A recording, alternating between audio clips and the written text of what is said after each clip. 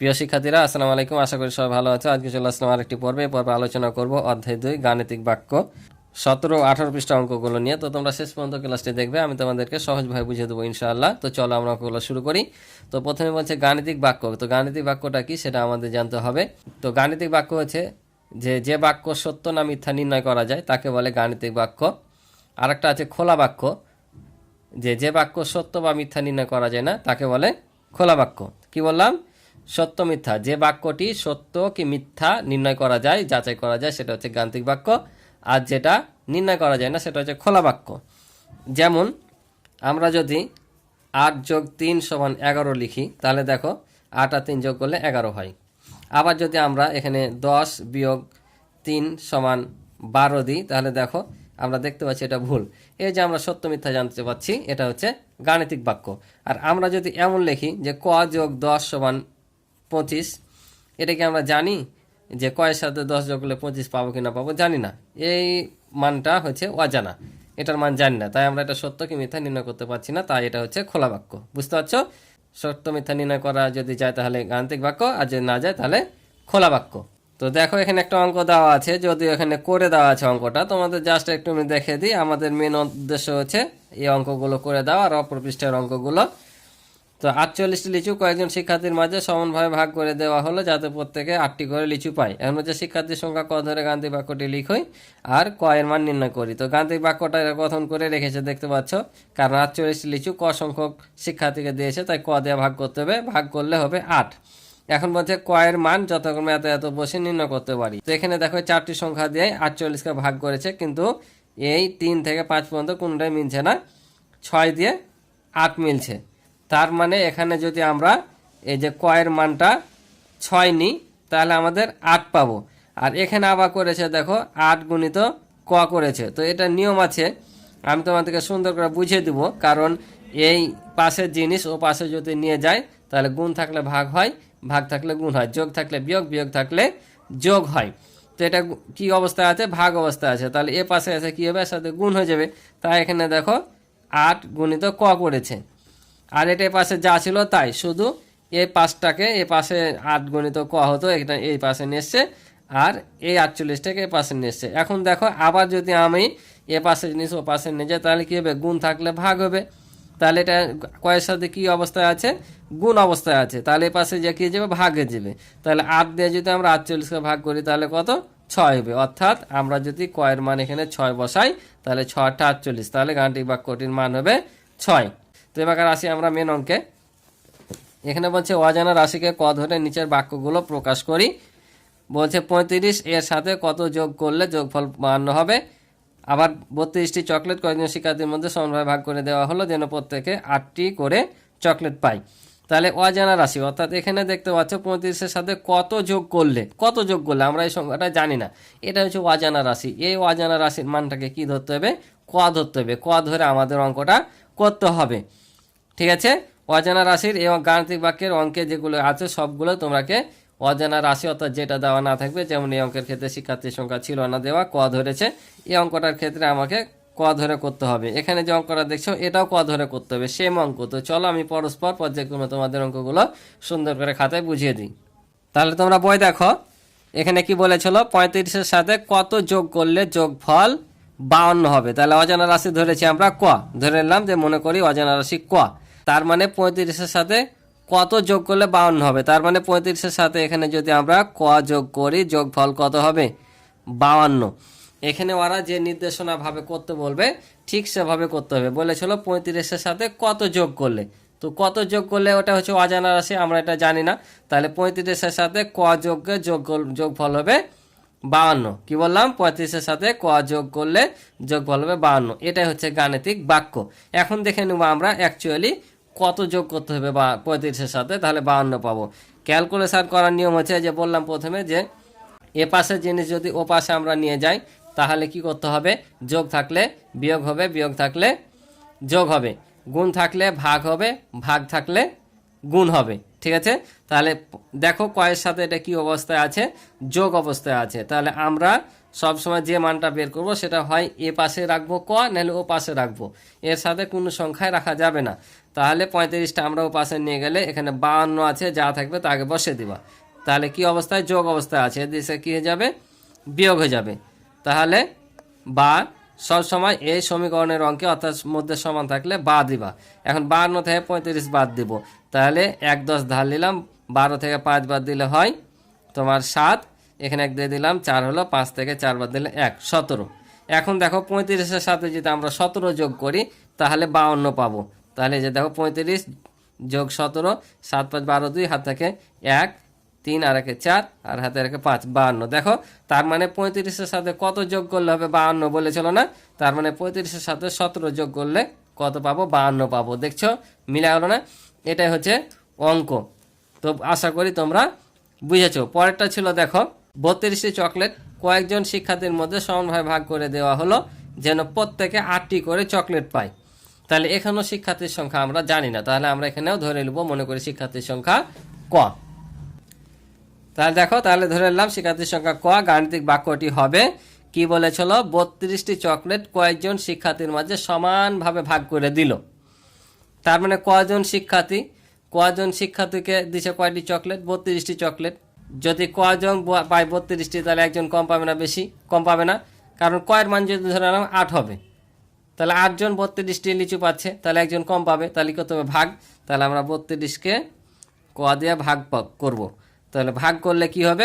কয়টি চকলেট করে পাবে? 8টি করে চকলেট পাবে।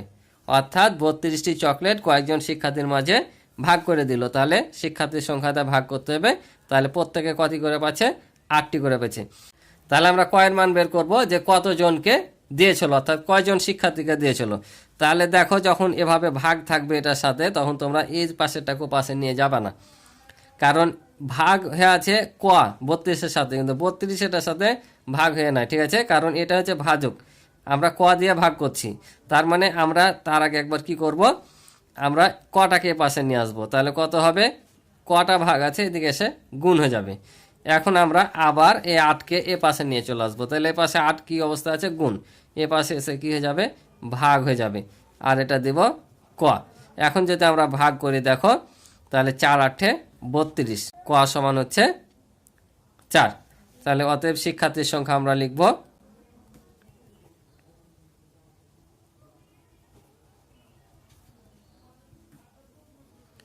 শিক্ষার্থীর সংখ্যা 4 জন।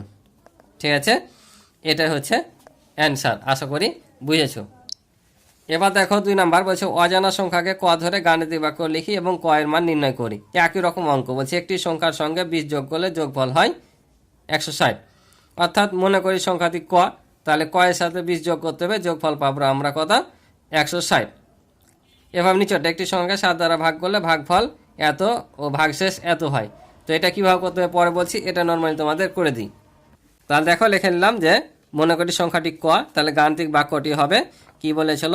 যে একটি সংখ্যার সাথে 20 যোগ করলে, তাহলে সংখ্যাটি কত? ক। তাহলে ক এর সাথে কত যোগ করলে? 20 যোগ করলে, 20 যোগ করলে কত হবে? 160 হবে, অর্থাৎ 160। তাহলে এখন আমাদের গাণিতিক বাক্য গঠন হয়ে হলো, এখন ক্যালকুলেশন করতে হবে, অর্থাৎ সমাধান করতে হবে, যেহেতু মান নির্ণয় করতে বলেছে ক এর। তাহলে এখানে ক সমান আমরা 20কে ও পাশে নিয়ে চলে যাব। তাহলে 20 এ পাশে কি অবস্থা আছে? যোগ অবস্থা আছে। ও পাশে যে কি হয়ে যাবে? বিয়োগ হয়ে যাবে। তাহলে অতএব ক সমান কত পেলাম? এটা থেকে এটা বাদ দিলে 0, 6 থেকে 2 বাদ দিলে 4, আর 1 চলে আসবে 140। তাহলে এটা হবে আমাদের কি উত্তর। বুঝছো?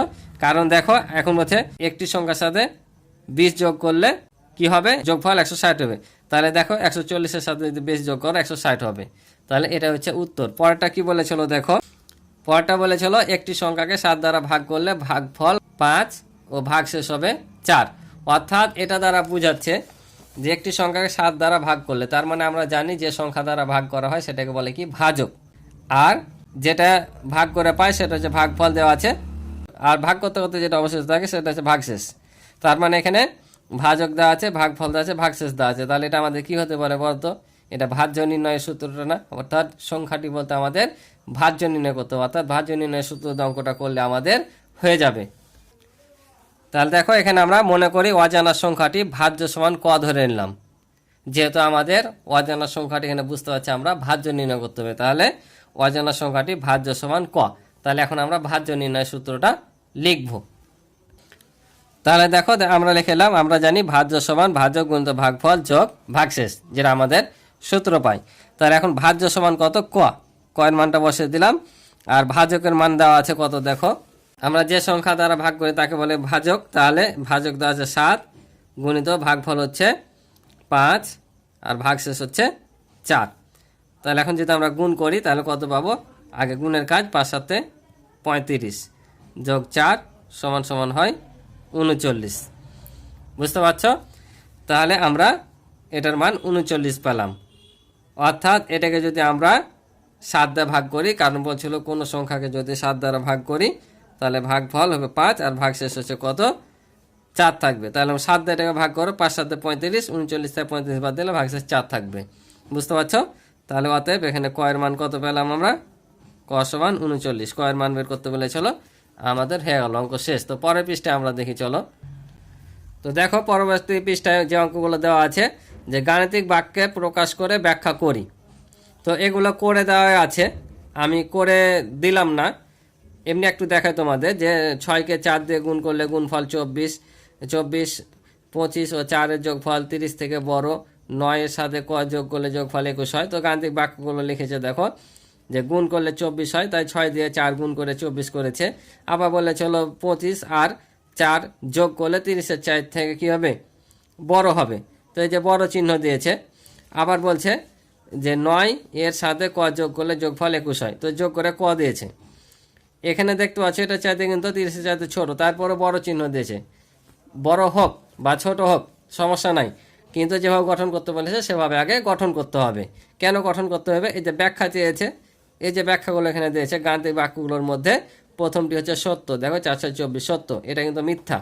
ওই জন্য বললাম যেভাবে গঠন করতে হবে করবা, ভাবে না যেটা ভুল। ঠিক আছে, তাহলে এটা হচ্ছে দেখো 29 হয়, তাহলে 30-এর চাইতে 29 ছোট, কিন্তু দিয়েছে বড় চিহ্ন, তার মানে দ্বিতীয়টি হচ্ছে মিথ্যা।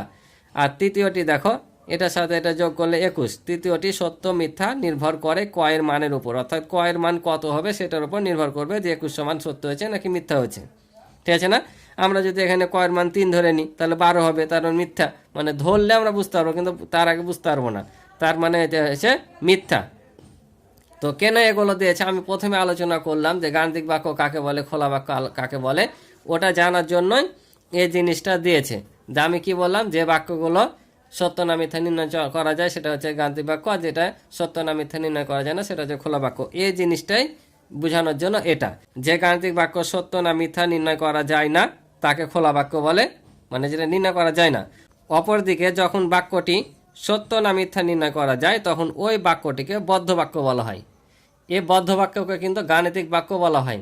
খোলা বাক্য যদি হয় তো সত্য মিথ্যা নির্ণয় করা গেলে দেখো এটা সত্য না মিথ্যা নির্ণয় করা যায় না, তাই এটা খোলা বাক্য। আর বদ্ধ বাক্য হচ্ছে এটা ছিল সত্য তাই সত্য, মিথ্যা হচ্ছে এটা মিথ্যা ছিল তাই হচ্ছে মিথ্যা, বদ্ধ বাক্যের মধ্যে পড়ছে বা গাণিতিক বাক্য ধরা যায়। কারণ এই অঙ্কটা দেখো গত বছর 5-এর বইয়ে ছিল কিন্তু, যে গাণিতিক বাক্য সরাসরি এখানে একটু ভাগ করে দেখেছে, কিন্তু এখানে আবার দিয়েছে 5 একটি বিজোড় সংখ্যা, এটি একটি গাণিতিক বাক্য এবং এটি সত্যি। তার মানে কি বদ্ধ বাক্য আর গাণিতিক বাক্য একই, তারপরও এখানে আবার ওরা ভাগ দেখিয়েছে। আবার বলছে 12 একটি বিজোড় সংখ্যা, এটি কিন্তু মিথ্যা, এটি একটি গাণিতিক বাক্য এবং এটি মিথ্যা।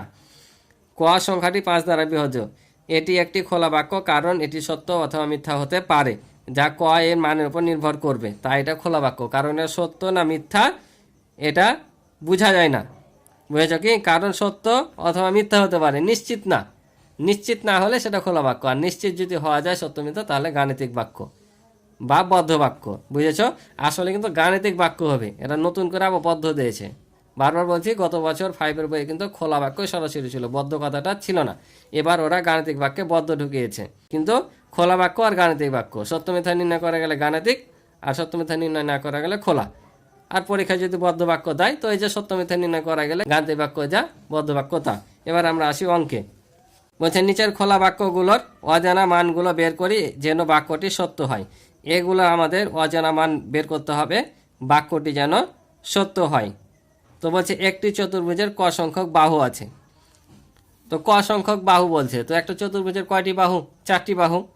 তাহলে লিখবো যে একটি চতুর্ভুজের কয়টি বাহু? 4টি। তাহলে ক সমান 4টি হবে, 4 হবে। দোকান থেকে ক টাকা চকলেট কিনে 500 টাকার নোট দিলে 25 টাকা ফেরত পেলাম। তাহলে ক টাকার জিনিস কিনেছি, 500 টাকা দিয়েছি। তাহলে যেটা তুমি কিনবা দোকানে সে টাকার দামটা নিয়ে বাকি টাকা তোমাকে ফেরত দিবে। তাহলে 500 টাকা দিয়েছো, ক টাকার জিনিস কিনেছো, তাহলে 500 থেকে ক বিয়োগ করে যেটা হবে সেটাই 85। তো চলো খাতায় তোমাদের করে বুঝাই। তাহলে দেখো প্রথমে বলে চলো যে একটি চতুর্ভুজের ক সংখ্যক বাহু আছে। তাহলে আমরা জানি একটি চতুর্ভুজের 4টি বাহু। তাহলে ক সমান কত হবে? 4। যেহেতু ক সংখ্যক বাহু আছে বলেছিল, তাহলে বাহু যা থাকবে ক এর মান তা। তারপর এটা বলেছিল দোকান থেকে ক টাকা চাল কিনে 500 টাকা দিয়ে 25 টাকা ফেরত পেলো। তাহলে দোকানদারকে দিয়েছে 500 টাকা, বাজার করেছিল কয় টাকা? ক টাকা। তাহলে যা বাজার করেছে সেটা টাকা দোকানদার রেখে 500 টাকা করে বিয়োগ করে বাকি টাকাটা তোমাকে দিবে। তাহলে এখান থেকে যে জিনিসটি ক্রয় করেছে সেটা বাদ। তাহলে ক টাকা চাল কিনেছে, ক 500 টাকা থেকে বাদ, বাকি টাকা তোমাকে ফেরত দিবে। কয় টাকা ফেরত দিচ্ছে? 85 টাকা ফেরত দিচ্ছে। এখন বলেছিল বাক্যগুলোর মান নির্ণয় করতে। তাহলে এই যে বাক্যটা আমাদের গঠন হয়ে গেল, এখন আমরা এটার মান নির্ণয় করব। তাহলে আমরা দেখো এ 500 টাকা এ পাশে রেখে দেবো, এ কটা এটার সাথে বিয়োগ আছে, এটা কিন্তু নিয়ে যাব না, কারণ এখানে তখন বিয়োগ থেকে যাবে। আমরা এটাকে ও পাশে নিয়ে যাব, তাহলে এটা ওদিকে যা বিয়োগ হয়ে যাবে, আর এটা এদিকে আসলে এদিকে বিয়োগ হয়ে যাবে, আর এটা পাশে যোগ হয়ে হলো। তাহলে এখন যদি আমরা 500 থেকে এটা বাদ দিই তাহলে কত হবে দেখো, 1 10 ধার নিলাম 8 কাছ থেকে, তাহলে 10 10 থেকে 5 বাদ দিলে 5, এখানে দিয়ে দিলাম 9 হলো, 10 থেকে 9 বাদ দিলে অর্থাৎ 1 ধার নিয়ে 10 হলো, 1 হবে। আর এখানে আবার 1 নিয়েছিলাম, দিয়ে দিলাম, তাহলে 4 এত। তাহলে অতএব ক সমান হচ্ছে 415। তার মানে এখানে কয় টাকার চাল কিনেছিল? 415 টাকার চাল কিনেছিল, 500 টাকা দোকানদারকে দিয়েছিল, দোকানদার তাকে 85 টাকা ফেরত দিয়েছিল। অর্থাৎ এটা হচ্ছে দোকানদারকে দেওয়া টাকা, এটা হচ্ছে চালের টাকা, আর এটা হচ্ছে ফেরতের টাকা। আশা করি তোমরা বুঝেছো। তারপরে 3 নাম্বার বলেছে খ সংখ্যক কলম 12 জনের মধ্যে 3টি করে ভাগ করে দেওয়া হলো। খ সংখ্যক কলম মানে এখানে আমাদের কলমের সংখ্যা বের করতে হবে। তাহলে কিভাবে করতে হবে দেখো, খ সংখ্যক কলম 12 জনের মধ্যে ভাগ করে দিল, অর্থাৎ আমরাকে কি করতে হবে? খকে 12 দ্বারা ভাগ করতে হবে। ভাগ করলে কত পাবে? 3 পাবে। তো দেখো কিভাবে, কটি কলম? খ সংখ্যক কলম কতজনকে দিচ্ছে? 12 জনের মধ্যে ভাগ করে দিচ্ছে, তাহলে এটা 12 দ্বারা ভাগ হবে। আর কয়টি করে পাচ্ছে? 3টি করে পাচ্ছে। যেটা পাবে, যেটা হবে সেটা হবে সমানের এপারে, ঠিক আছে? এখন এটা আমরা ক্যালকুলেশন করব। তাহলে দেখো খ 12 এদিকে এর সাথে কি অবস্থা আছে? ভাগ অবস্থা। ওদিকে যে কী হয়ে যাবে? গুণ হয়ে যাবে। তাহলে 3 গুণিত 12, এ পাশে যা থাকবে সেটা আগে বসাবা। তাহলে বা খ সমান হচ্ছে 3 12 36। অর্থাৎ দেখো 36টি কলম ছিল, 12 জনকে দিয়েছে, 3 করে পাচ্ছে, কারণ 3 12 36। বুঝতে পারছো? এটা হচ্ছে উত্তর। তাহলে এখানে লিখে দিবা কলমের সংখ্যা 36টি, লিখতে পারো। এখানেও লিখে দিবা যে চাল ক্রয় করলো 415 টাকার। এই যে এখানেও তোমরা লিখে দিতে পারো চাল কিনলো 415 টাকা। আশা করি বুঝেছো।